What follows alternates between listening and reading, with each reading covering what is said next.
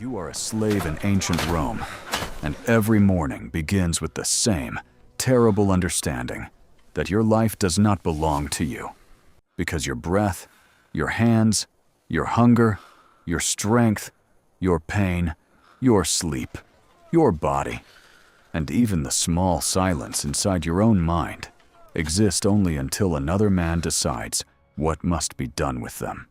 You do not wake because you are rested, and you do not rise because you are ready, but because the darkness around you has begun to move, because other enslaved men are already forcing themselves from the ground with the slow, broken movements of people who have not truly slept, and because somewhere beyond the low stone room where you are kept, a voice is calling your names as if calling animals from a pen. There was a time, many years before Rome swallowed your life, when your name meant something more than labor, when it belonged to a son, to a brother, to a young man of 17 who still believed that the world was wide enough to contain tomorrow, but that life ended on a night so ordinary at first that your memory still returns to it with unbearable cruelty. Your village was sleeping when the raiders came.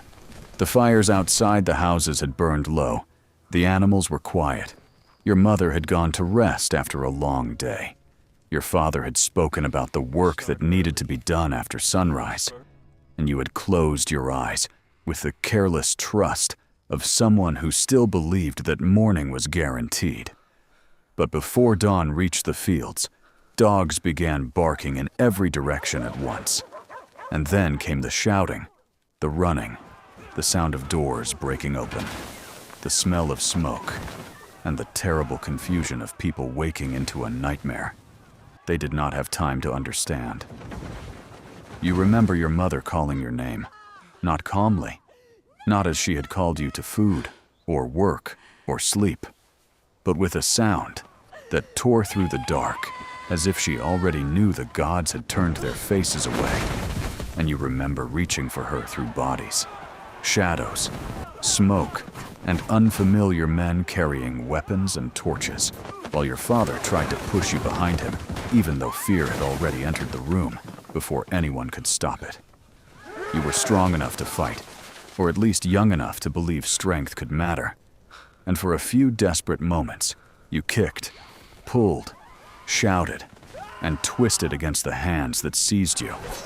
But strength means nothing when 10 men have already decided that you are worth more alive than dead, and your wrists were tied so tightly that your fingers began to lose feeling before you were dragged outside into the cold night. Your family was split apart before your eyes. Your mother was pulled one way, your father another. Your younger ones vanished into the chaos, and you kept turning your head so violently that the rope around your neck burned your skin. Because some part of you believed that if you could only keep looking, if you could only keep their faces inside your sight, then the world could not truly take them from you. But the world took them anyway. You were forced into a line with other captives, stumbling between people who were crying, praying, begging, or staring ahead with empty eyes.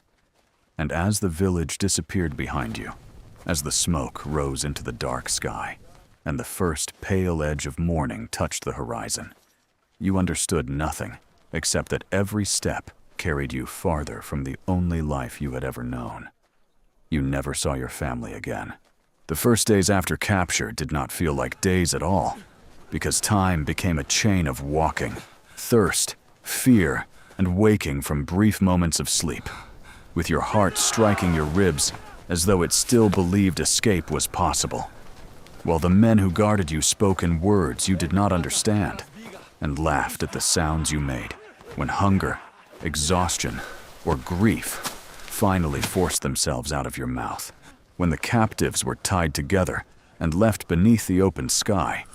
You listened to strangers whispering about where they might be taken, and one man who had already survived capture before told you in a low voice that the road ahead led toward markets where bodies were examined like horses, teeth checked, arms squeezed, backs inspected, ages guessed, strengths priced, and futures sold to whichever buyer saw profit in your suffering.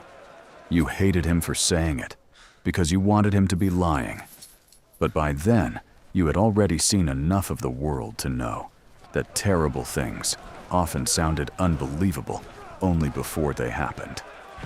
When you reached the slave market, the noise struck you harder than the journey. There were voices everywhere, Roman voices, Greek voices, traders shouting prices, buyers arguing, animals crying, carts creaking, coins clinking, and captives standing on display beneath the open air, while men walked around them with the calm interest of people choosing tools, not human lives. You stood half naked under the stare of strangers, while dust stuck to your skin and shame burned hotter than the sun.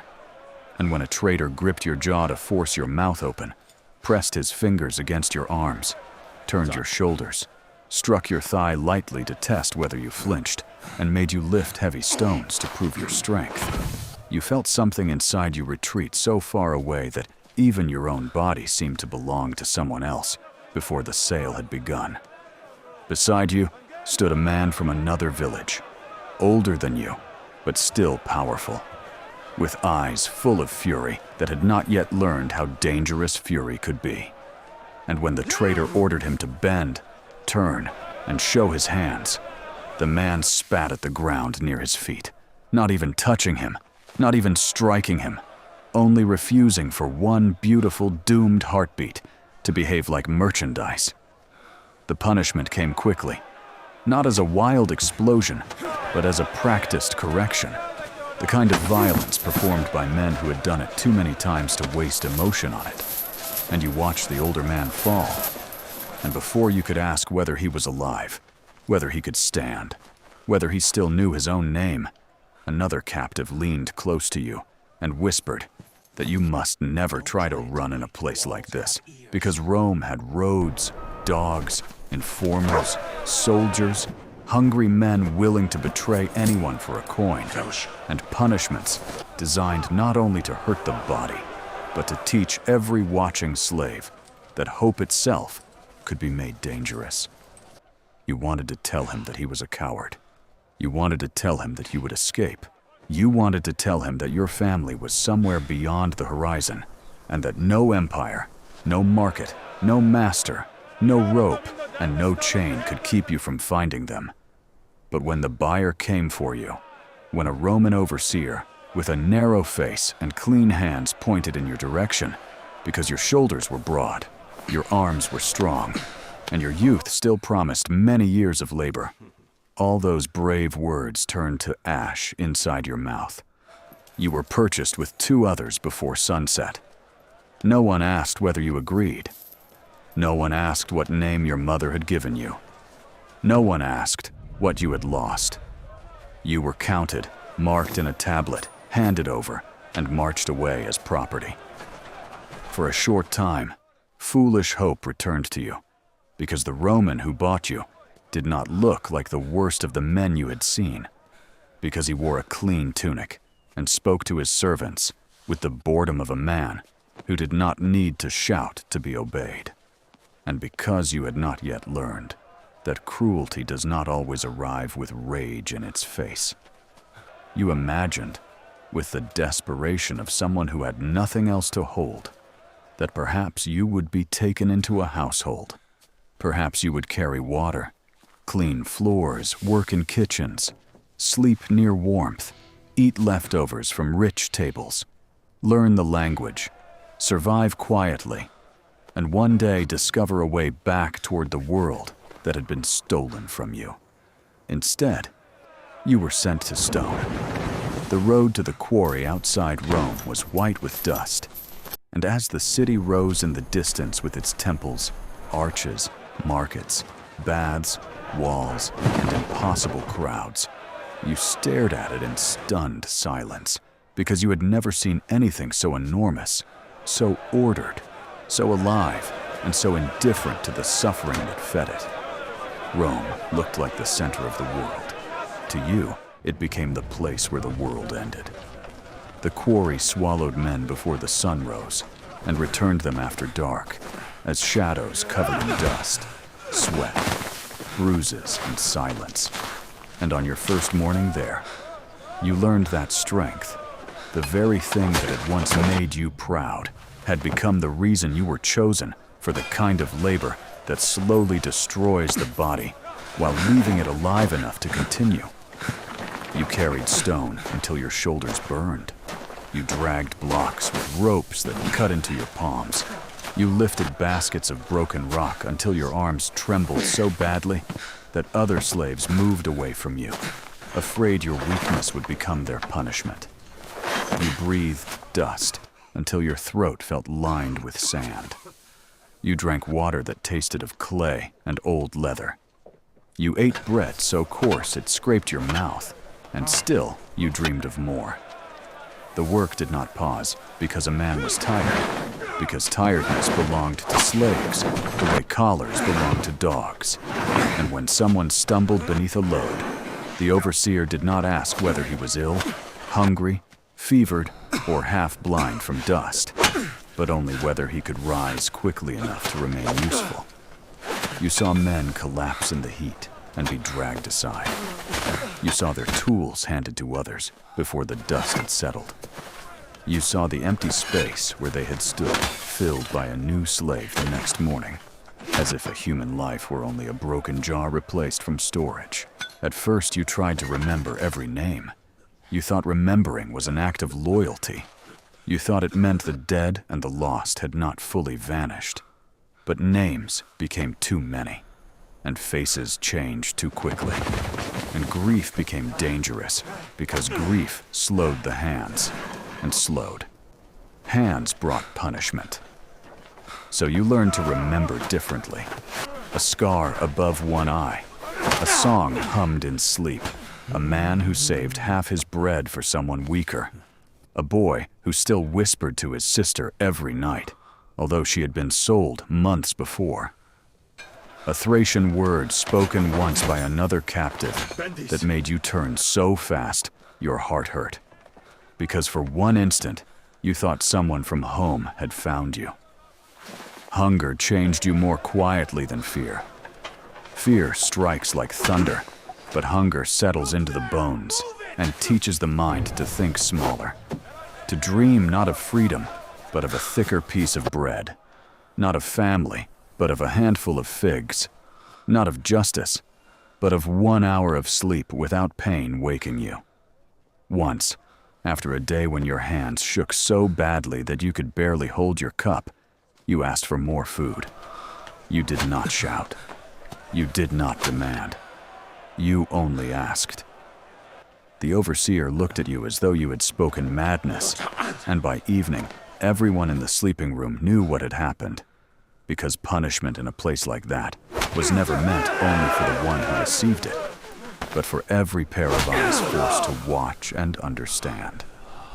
Afterward, a man who worked beside you, a silent Numidian with a deep cough and hands like broken wood, leaned close in the darkness and told you not to ask again unless you wanted hunger to become the smaller pain. You hated him for that, too. Then you loved him for warning you. Then one morning he was gone. No farewell. No explanation. Only his place taken by a younger man from the market, still with fear fresh on his face, still looking around as if searching for the rule that would let him survive. And because you had become what others once were to you, you leaned close before the overseer arrived and told him the only kindness you could afford. Do not try to run too soon. Do not ask for more. Do not believe silence means safety. Do not forget who you were, but do not say it aloud. The young man stared at you with hatred, because every new slave hates the one who tells the truth first, and you recognized that hatred because it had once lived inside you, bright and useless, before Rome taught you that some truths are not cages until the day you realize they are real. Seasons passed without anyone counting them, because time inside the quarry was not measured by months or years, but by aching muscles, worn-out sandals, broken tools, and the faces that disappeared one after another until even memory grew too exhausted to mourn every loss. Summer burned the stone until it reflected heat back into your face. Winter turned the damp ground into freezing mud that clung to every step. And spring, which once promised new life in your homeland, became nothing more than another season during which the overseer demanded that the same amount of stone be cut from the earth. Your hands no longer resembled the hands of the 17-year-old who had been dragged away from his village. Thick layers of scar tissue covered your palms. Your shoulders had grown broader through endless labor rather than pride, and your back carried a permanent stiffness that no night of sleep could ever erase. You had become exactly what the trader had promised the buyer so many years before, a strong slave capable of enduring impossible work. Yet somewhere beneath the dust, exhaustion, and obedience, one dangerous thing refused to die: hope. It did not arrive every day, nor even every month, but sometimes, while carrying stone along the narrow road leading toward Rome, you would lift your eyes beyond the guards and imagine that somewhere beyond those distant hills, another life still existed. One where your family had somehow survived, where your mother still waited, where your father still believed his eldest son might one day walk through the doorway again. Those thoughts were foolish. They were also the only reason you continued breathing. It was another Thracian slave who first spoke the forbidden words aloud. "There is a forest beyond the northern road." He whispered them so quietly that you almost believed you had imagined them. They changed the guards during the storm. For weeks afterward, no one spoke of escape again. Yet the idea settled silently among a handful of men, like a spark falling into dry grass. Nobody dared discuss plans while the sun was up. Nobody trusted every face around them, and nobody pretended success was likely. But desperation has always been stronger than probability, and men who possess nothing eventually become willing to risk everything. The storm arrived sooner than expected. Dark clouds swallowed the afternoon sky. Thunder rolled across the hills. Rain began falling so heavily that even the guards struggled to see beyond a few paces. And for one glorious moment, the orderly machine that ruled your life seemed almost human in its confusion. One guard shouted. Another answered from somewhere you could not see. Someone dropped a torch. Someone else slipped in the mud. Then the first man ran. Without speaking, 4 others followed. Your heart struck your ribs so violently, you thought everyone around you could hear it. Yet your legs had already begun moving before your mind had finished deciding. For the first time in years, you were running toward your own future rather than someone else's command. Branches whipped across your face. Mud pulled at your feet. Rain washed quarry dust from your skin. Behind you came shouting, then horns, then dogs. You did not stop. None of you stopped. The forest grew darker with every step until you could barely see the men ahead. But for those few desperate minutes, freedom felt close enough to touch, and you almost allowed yourself to believe that Rome, mighty Rome, had finally made one mistake. It had not. They found you before sunrise, not because you were slow, not because you chose the wrong path. Someone had betrayed you, whether it was fear, hunger, the promise of reward, or simply the hope of receiving kinder treatment, you never discovered. But soldiers were already waiting along the road you believed would carry you away. And by the time you realized the trap, iron surrounded you from every direction. One of the men beside you refused to surrender. He charged forward with nothing except a broken branch in his hands. You watched him disappear beneath a wall of shields before anyone could even call his name. The rest of you were bound once more. No one spoke during the march back. The silence hurt more than the ropes. Punishment followed immediately, not because the overseers were angry, but because Rome understood that fear spread faster when it was witnessed. You were beaten before every other slave was sent back to work, not with the intention of killing you, but with the intention of ensuring that every man watching imagined himself in your place. Afterward, your body was thrown into a narrow stone cell beneath one of the storage buildings, where no sunlight reached the floor and the only sounds were dripping water, rats scratching between loose stones, and your own breathing, growing weaker with every passing day. Time disappeared inside that darkness. Sometimes someone pushed a small piece of bread through the opening beneath the door. Sometimes nothing came at all. You tried to count the days, but hunger steals numbers just as easily as it steals strength, until eventually all that remained was waiting. Waiting for footsteps. Waiting for food. Waiting for death. You slept because there was nothing else to do. You woke because pain refused to let you remain asleep. At one point, you became certain that you heard your mother's voice calling your name. You answered her. Only the empty stone replied. When the door finally opened, bright daylight struck your eyes so painfully that tears ran down your face before you could even see who stood there. An older slave crouched beside you. Without saying a word, he handed you a wooden bowl filled with thin barley porridge and a small piece of bread. You stared at it. Your hands shook too violently to lift it. The old man gently pushed the bowl closer. Eat. His voice was calm. You work again tomorrow. Not, you are free. Not, your punishment is over. Only, you work again tomorrow. In that single sentence, you understood everything. Rome had no interest in your death. Your strength was worth more alive than buried. Within 2 days, you stood once more beneath the rising sun, lifting stone with swollen hands, while your ribs still ached every time you breathed. And the quarry welcomed you back with complete indifference, as though neither your escape nor your punishment had interrupted its endless hunger for labor. Years continued to pass.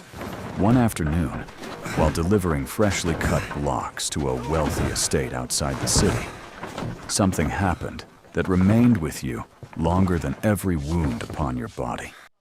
A young Roman woman stepped into the courtyard. Her clothing was finer than anything you had ever touched. Gold caught the sunlight in her hair. She was laughing at something another woman had said, until her eyes met yours. For only a heartbeat, everything around you became strangely quiet. She did not look at you with disgust. She did not look through you as though you were invisible. She simply smiled. It was a small smile, almost hesitant, gone before anyone else could notice it. But it was undeniably meant for you. Without thinking, you smiled back. Then the overseer ordered you forward. You lowered your eyes. The moment ended. You never saw her again. You never learned her name. Perhaps she forgot your face before sunset. Perhaps she remembered it for years. You would never know. But in the darkest nights that followed, when sleep refused to come and your body trembled from exhaustion, you often remembered that single smile, not because you believed it could have changed your life, but because, for one impossible heartbeat, someone had looked at you, not as a tool, not as property, not as another pair of hands carrying stone, but as another human being. That memory became strangely precious, not because it offered hope, because it reminded you that hope had once existed. The years passed so quietly that you never noticed when youth finally abandoned you. There was no single morning when you suddenly became an old man. No ceremony, no farewell to the strength that had once carried impossible loads across the quarry. only the slow realization that the stones had not grown heavier, yet your body no longer answered them as it once had. Every winter left your joints stiffer than before. Every cough lasted longer. Every wound healed more slowly. And every sunrise demanded more from you than the day before. The younger slaves now carried the largest blocks, just as you once had, while you were ordered to shape broken stone, repair tools, and haul smaller loads whenever your strength allowed it. You watched them arrive from every corner of the empire with the same frightened eyes you had carried into Rome many years earlier. And although their languages were different, their fear was always the same. They still believed they would somehow return home. They still believed someone would come looking for them. They still believed Rome could be escaped if only they were brave enough. You never laughed at them. You had once believed exactly the same. Sometimes a frightened young slave would ask how long you had been there, and when you answered, silence always followed, because the number sounded impossible to anyone who had only recently lost everything. A few would ask whether you thought freedom was still possible. You would look toward the endless road leading to Rome, watch another wagon loaded with marble disappear into the distance, and after a long pause, answer with quiet honesty, "I hope it is." You never said it was impossible. Some hopes are too cruel to destroy, even when you no longer share them. Illness arrived without warning. At first, it was only a cough that lingered after the dust settled each evening. Then came fever, weakness, and a heaviness in your chest that no amount of rest could lift. Each breath became a little shorter than the one before, and climbing even the smallest incline left you stopping to recover, while younger men walked past, carrying twice your load. The overseer noticed. Not because he cared, because your work had slowed. For the first time since you had arrived at the quarry, another slave was ordered to help finish the tasks you could no longer complete yourself.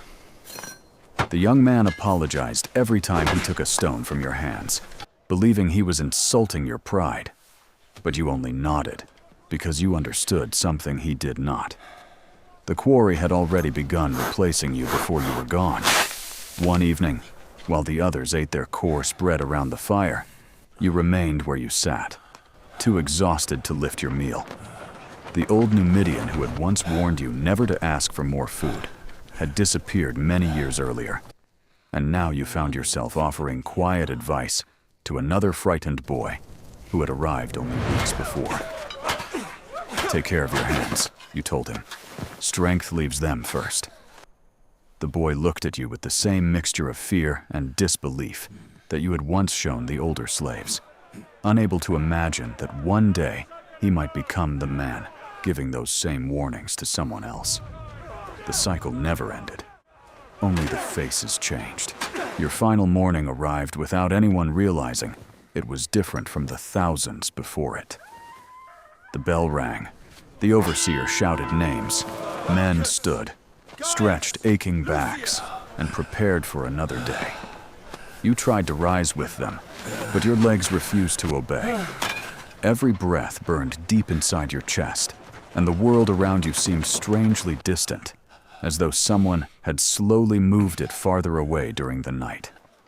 The overseer glanced in your direction only briefly. "Leave him." Then he turned to the newest slave. "You." The young man stepped forward. "You take his place today." That was all. No ceremony, no gratitude, no anger, no farewell. Your entire life inside Rome, all those years of labor, hunger, punishment, exhaustion, hope, and survival, had been replaced by a single gesture of one man's hand. The quarry continued exactly as it always had. Hammers struck stone, ropes tightened, orders echoed across the cliffs. Dust rose into the morning light. The empire did not pause because one slave could no longer work. You lay quietly against the warm stone wall, listening to the familiar sounds that had filled almost your entire life. And for the first time in many years, your thoughts traveled somewhere beyond Rome.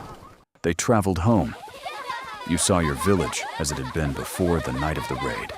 Children running between the houses, smoke rising peacefully from cooking fires, the fields stretching beneath the evening sun, your father laughing as he sharpened his tools before another day's work, your younger brothers racing one another toward the river. Then you searched for your mother. You searched harder than you had ever searched for anything. You knew she had once smiled at you. You knew she had once held your hand. You knew she had once kissed your forehead before you slept. But no matter how desperately you reached into the fading corners of your memory, her face would not come clearly into view. It had been too many years. Rome had not only stolen your freedom, it had stolen time. It had stolen memory. It had stolen the faces of the people you had loved most. A single tear slipped slowly across your weathered cheek. Not because you were afraid to die. You had made peace with death long ago. You wept because the last thing you wanted to carry with you was your mother's face. And despite all your effort, you could no longer remember it. The sounds of the quarry slowly faded. The shouting grew distant. The ringing of iron against stone became softer and softer until it disappeared entirely. You closed your eyes. For the first time since you were 17 years old, no one would wake you before sunrise. The next morning, another young slave carried your tools. The work continued. The wagons continued. The marble continued toward Rome, where temples, villas, baths, monuments, and triumphal arches would stand for generations, admired for their beauty by people who would never know the names of the countless enslaved men whose hands had raised them stone by stone. History remembered emperors. It remembered generals. It remembered victories. But it rarely remembered the ordinary people whose lives were spent building the world they would never be allowed to enjoy. And somewhere beneath the foundations of that magnificent city, among the dust, the stone, and the silence, your story ended exactly as so many others did. Not with glory or celebration, but with a life that mattered deeply to the one who lived it, even if history never wrote down your name.